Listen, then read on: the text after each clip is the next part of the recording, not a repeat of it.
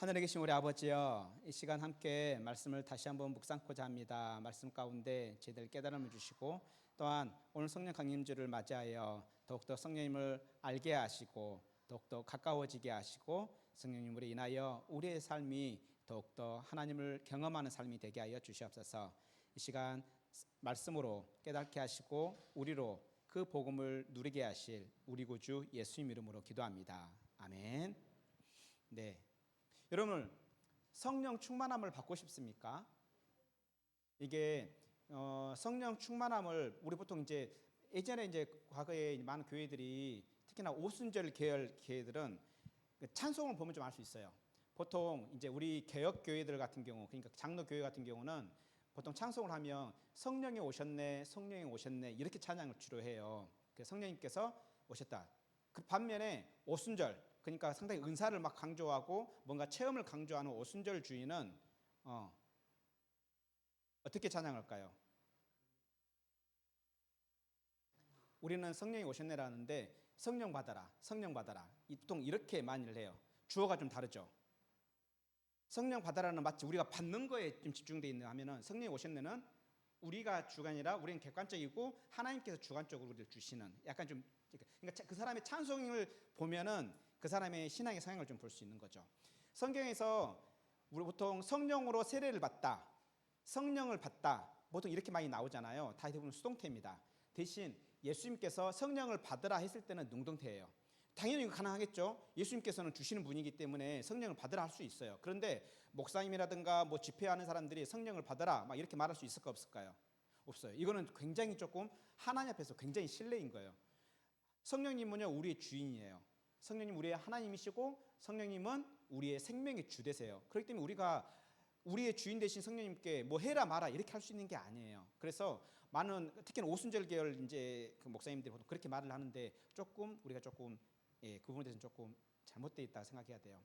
그래서 우리가 성령을 받아라 할 수는 없고, 대신 성령의 충만해져라라고 할 수 있어요. 성령의 충만함을 구해라 이렇게는 말할 수 있어요.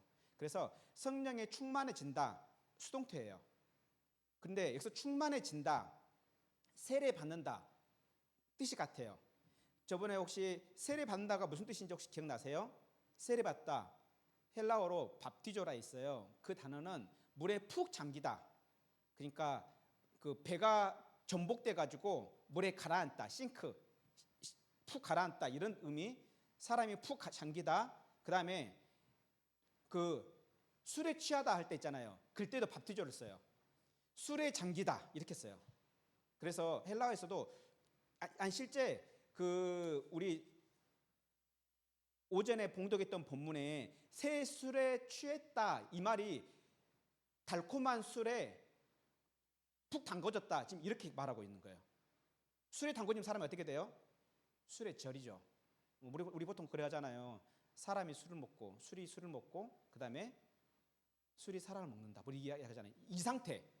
그러니까 세례는 완전히 담궈지는 거예요. 그러니까 성령 충만함도 뭐예요? 성령 안에 푹 담궈지는 거예요. 이제 이게 이미지적으로 이렇게 말하는 거예요. 이미지로 이렇게 말하는데, 푹 담궈졌다는 이야기는 뭔 말이에요? 뭐의 지배를 받는 거예요? 성령님의 강력한 지배를 받는다. 이거를 성령의 충만함이라고 말을 해요. 그래서 사도 바울은 우리에게 성령 충만함을 계속하라고 해요. 술 취하지 말라, 이는 방탕한 것이니 오직 성령으로 충만함을 받으라. 근데 그래서 성령의 충만을 받으라 이렇게 되어 있지만 성령으로 충만해져라 이렇게 말하고 있는 거예요. 그러니까 그래서 우리는 어떻게 해야 돼요? 성령의 충만함을 구해야 될까 말아야 될까요? 구해야 되는 거죠. 여러분들 성령이 충만해지고 싶습니까?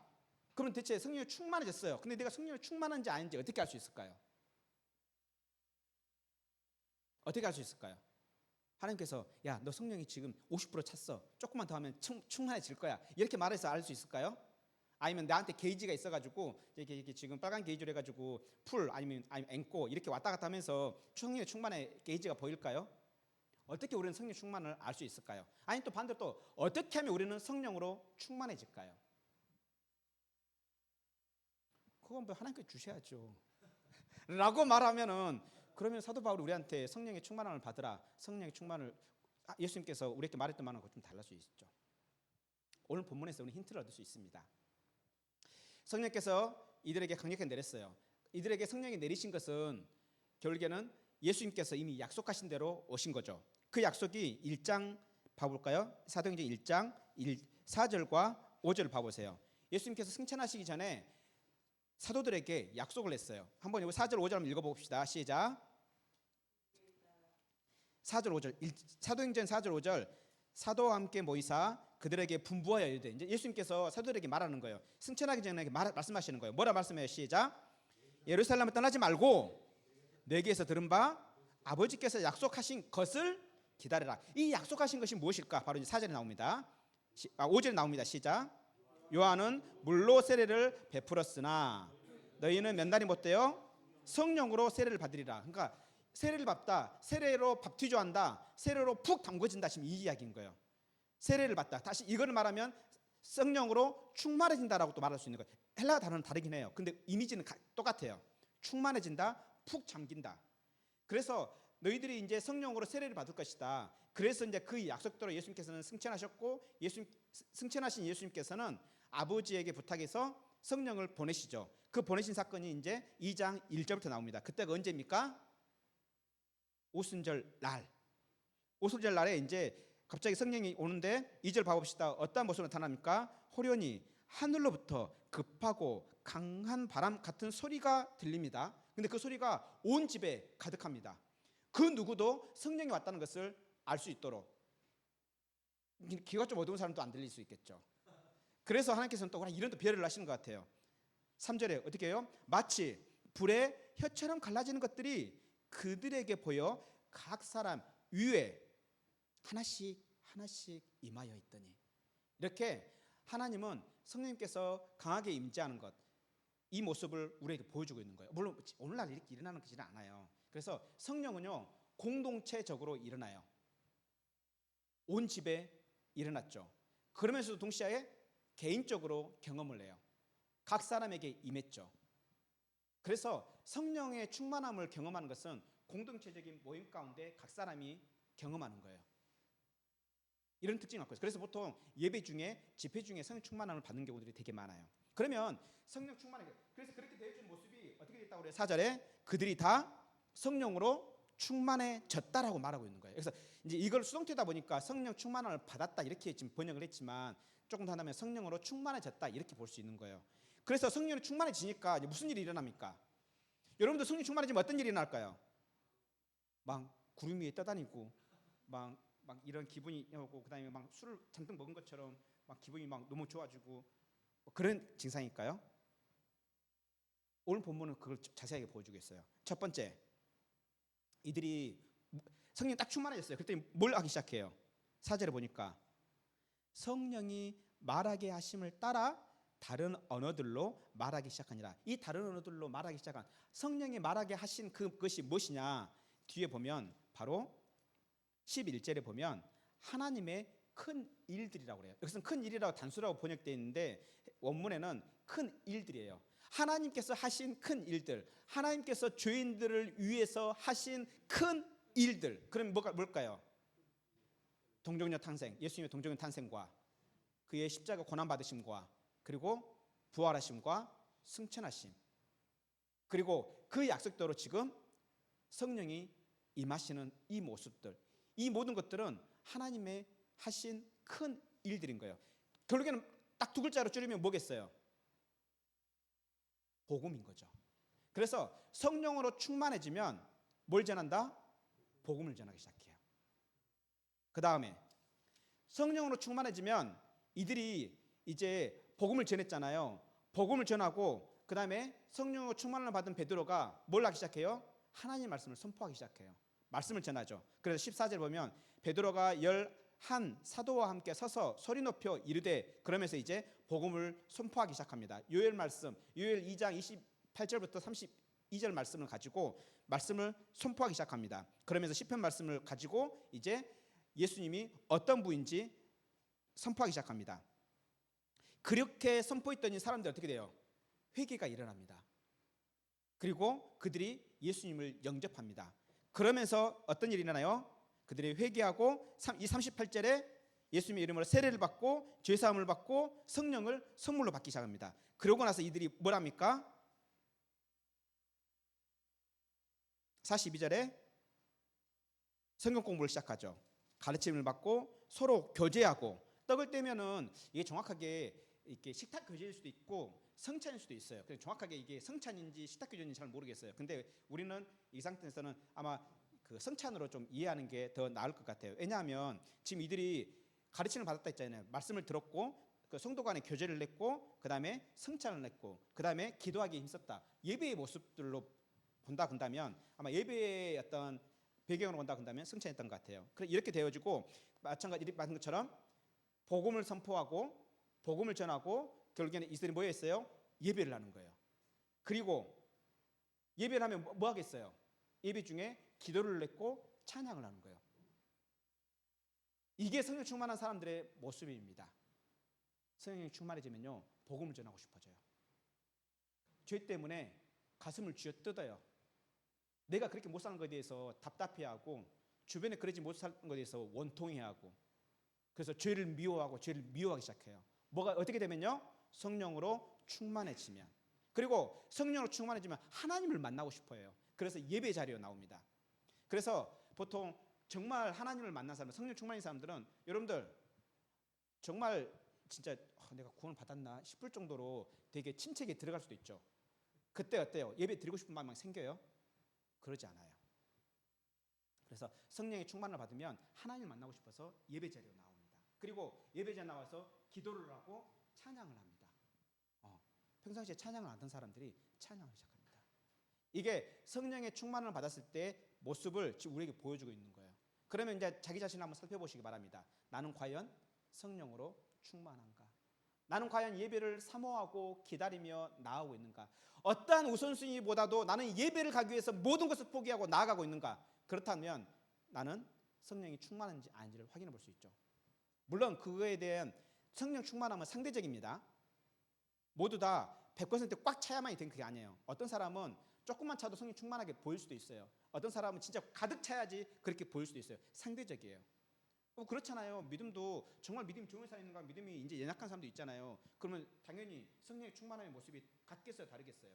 다르겠죠. 그래서 나타나는 모습은 상대적이기 때문에 우리가 뭐라고 이렇게 평가할 수는 없어요. 근데 자기 자신 스스로는 알 수 있어요. 성령이 충만해지면 뭐한다? 복음을 전하고, 그 다음에 예배로 나가고, 예배 가운데 기도와 찬송을 한다는 거예요. 그런데요, 재밌는 건 이게 반대로 된다는 거예요. 성경에도 반대 증상이 나타나요. 사람들이 함께 모여서 기도하고 찬양하고 예배하면 반대로 성령이 충만해지는 일이 또 생겨요. 좀 이해가 됩니까? 성령이 충만하면 이런 증상이 나타나긴 하지만 또 반대로 내가 이렇게 하면 성령이 또 충만해지는 거예요. 왜요? 하나님은 예배 가운데 임재하시기 때문에. 우리가 봤잖아요. 시편 22편에서 뭐라 했어요? 찬송 중에 계시는 하나님. 그래서 우리가 찬송 중에 하나님께서 임재하시는 거죠. 마치 성령이 부어지시는 것처럼. 여기서 성령이 부어지다 이 말도 그냥 이렇게 물 쫄쫄쫄 따른다 이런 말이 아니에요. 폭포수처럼 확 쏟아내는 거예요. 바티저하고 같은 이미지인 거예요. 충만해지다하고 같은 이미지인 거예요. 저는 간절히 원합니다. 예수 그리스도를 믿는 여러분들, 우리들 모두가 성령으로 충만하기를 원합니다. 성령 충만을 우리가 구해야 돼요. 그러지 않으면 우리는 계속 연약한 육신을 가지고 있기 때문에 계속 우리는 육신의 법을 따라가려고 그래요. 그래서 우리는 어떻게 해요? 생명을 주시는, 생명을 활발하게 하시는 성령의 법을 따라가야 돼요. 예전에는 하나님께서 십계명 두 돌판을 우리에게 말씀으로 주셔서 우리를 하나님 백성 삼으셨다면, 이제는 하나님의 법을 직접 우리의 가슴판에 새겨서, 우리의 마음판에 새겨서 우리가 성령을 따라 하나님의 법을 따라 살아가도록 한다는 거예요. 그래서 우리는 성령을 자연스럽게 따라갈 수 있는 조건이 다 되어 있어요. 멀리 갈 필요도 없어요. 제가 이제 어제 그제 설교 준비를 하면서, 물론 이제 주초에는 이제 SFC 훈련을 받고 이제 하나님 앞에서 기도했던 게, 하나님 지금 이러이러한 모습들이 있는데 교회가 지금 어디를 방향으로 가야 될까요? 이제 성도들이 성경 공부를 하고 하나님 말씀을 이제 배워야 될 건데 뭘 통해서 시작을 할까요? 여쭈고 있었어요. 그런데 한 목사님을 생각나게 하시고 한 목사님과 교제케 하시더라고요. 그래서 그 목사님과 교제하다 보니까 어떻게 하고 있는지, 그래서 어떤 모습으로 교회에 유익을 갖고 있는지를 이야기해 주시더라고요. 재밌는 건 이미 그분은 선양이 다 잡혀 있었었는데 내가 전하기 바로 직전에 그 약속들이 취소가 된 거예요. 이렇듯이 성령이 충만한 사람이 충만해지면 성령님의 인도하심을 받아요. 내 안에 질문이 생기고 내 안에 갈급함이 생기고, 그리고 하나님께 구하게 하고 하나님께서는 그 길로 인도해 가신다는 거죠.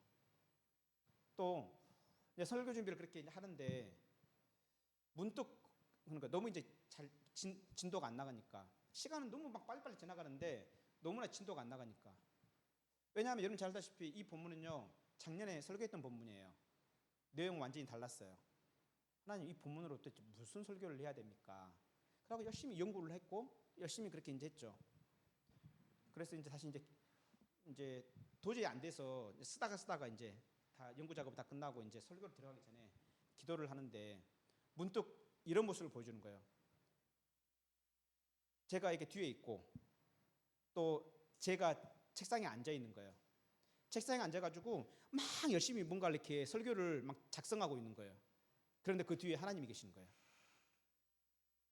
무슨 말이냐면, 하나님 무슨 말씀을 준비할까요?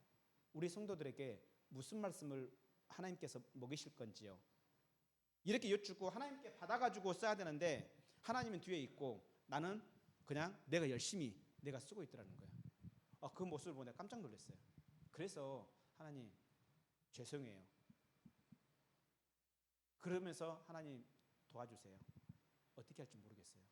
연구해서 제가 나름대로의 문서를 작성할 수 있지만 하나님께서 하시는 말씀이 아니면 제가 이 말씀을 들고 갈 수는 없어요.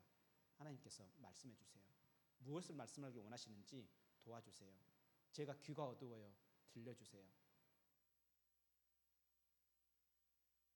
그래서 어찌 보면은 이 성령 강림절 말씀을 준비하면서 어쩌면 제가 더 많이 은혜가 됐던 것 같아요. 하나님의 말씀을 준비하면서 하나님께 묻지 않고 있는 나의 모습을 발견하고 깜짝 놀랐어요. 혹시 내가 평소에도 이런 모습은 아닌가? 물론 설교 준비할 때 물론 기도부터 시작해요. 찬양부터 시작해요. 그런데 이게 말 그대로 타성에 젖은 하나의 그냥 습관에 젖은 모습은 아니었나라는 생각이 들어지더라고요. 그렇다 해서 그냥 딱 앉으면 그냥 수르륵 생각나가지고 싸라락 적어가지고 그냥 1시간 만에 끝내버리니까 그렇진 않아요. 여전히 씨름하고 발버둥 치고 수많은 말들 중에 6시간, 7시간 해가지고 일대지를 썼는데 아까 이야기했던 것처럼 그런 모습이 확 보이는 거예요. 그래서 그 일대지를 버렸어요. 심란하더라고요. 그때가 저녁 7시였습니다. 예. 그래서 우리가 어떤 일을 하든 무슨 일을 하든 우리 안에 누가 계신다고요? 성령 계세요. 예수 그리스도를 믿는 자라면 누구든지 성령님이 계세요. 성령님이 계신단 말이 이게 굉장히 중요해요. 그러면은 목사님은 성령님이 이렇게 많이 있고 그다음에 우리 예수님을 믿은 지 얼마 안 된 사람은 성령님이 조금 있고 그럴까요? 성령님은 경우에 따라서 크게 계시고 경우에 따라서 작게 계실까요? 아니면은 성령님은 저한테 계실 때는 한 몸의 반 정도 계시고 아마 믿음이 약한 분에게 있어서는 손가락만큼만 계실까요? 아니요, 그러지 않아요. 성령님은 나눠주시는 분이 아니에요. 제 안에 계신 성령님이나 또 믿음이 어쨌든 간에 있지만 약한 성도에게나 성령님은 동일해요. 우리 안에 계신 성령님은 동일하다는 이야기예요. 그래서 우리가 그 하나님의 법을 하나님의 그 말씀을 예수 그리스도의 그 발자취를 따라 살려고 한다 한다면 성령의 충만함은요 필수예요. 선택이 아니라 필수예요. 그런데 아까 얘기했던 것처럼 성령 충만의 모습을 우리가 알 수 없어요. 오순절 때처럼 막 강하고 급한 바람 소리가 들리지도 않을 거예요. 또 막 불 같은 것이 우리 안에 막 내리는 것이 보이지 않을 거예요. 이것은 단회적이에요. 이례적이에요. 더 이상 이런 일이 일어나지 않아요. 이런 일을 통해서 이제 아까 초실절에 성취를 했잖아요. 배나무 심어가지고 배가 처음 열렸어요. 그러면 내년에 배가 열릴까요? 사과가 열릴까요? 그렇죠? 그럼 내년에 배가 열릴 걸 기대하지 않아요. 마찬가지 성령 강림절로 인해서 예수 그리스도를 믿는 자들에게 성령이 임하시고 그리고 그들에게 성령 충만한 모습이 보였어요. 그러면 다음에 이제 예수님을 믿는 사람들에게도 나타난다 안 나타난다? 나타나는 거예요. 이게 초실절의 의미이고 초실절의 성취인 거예요. 그래서 오순절에 있었던 이 역사들은 우리에 나타나는 얘기예요. 그러면 우리도 방언을 해야 되는 건가요? 라고 또 이렇게 말할 수 있는데, 아니 그만 이야기하는 거예요. 지금 여기서 방언을 중요하게 생각하는 거 아니에요. 뭘 전했어요? 언어를 달리했지만 복음을 전한 게 중요한 거예요. 이해됐죠? 하나님께서는 아주 급하게, 빠르게, 급진적으로, 레디컬하게 복음을 전하기 위해서 순간 전 세계에서 모인 사람들에게 복음을 빨리 전하려면 외국어 배워갖고 전할 수 있어요, 없어요? 없는 거예요. 그래서 수많은 사람들, 수많은 외국어를 쓰는 사람들에게 한 방에 복음을 전하기 위해서 뭐란 거예요? 하나님께서 특별히 역사하신 거예요. 그냥 갈릴리어 아랍어로 말했을 뿐인데 이게 로마어로 들리고, 그 다음에 헬라어로 들리고, 또 이야기했던 것처럼 수많은 사람들의 언어로 들리는 거예요. 그래서 복음이 어떻게 돼요? 순식간에 확 퍼지는 역사가 일어나는 거죠. 물론 지금도 이런 일이 있을까요, 없을까요? 예, 실제 있어요. 선교지에서 실제 있어요. 선교사님들 이야기 들어보면 실제 이런 일이 있어요.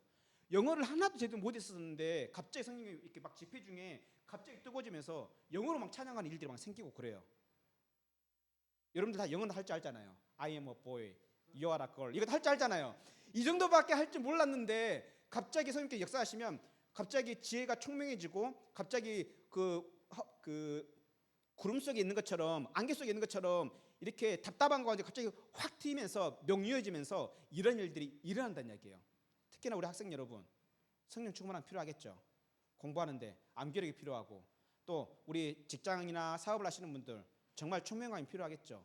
그래서 성령 충만함이 이렇게 좋은 거예요. 그래서 우리는 성도라면 누구나 성령 충만함은 선택이다, 필수다?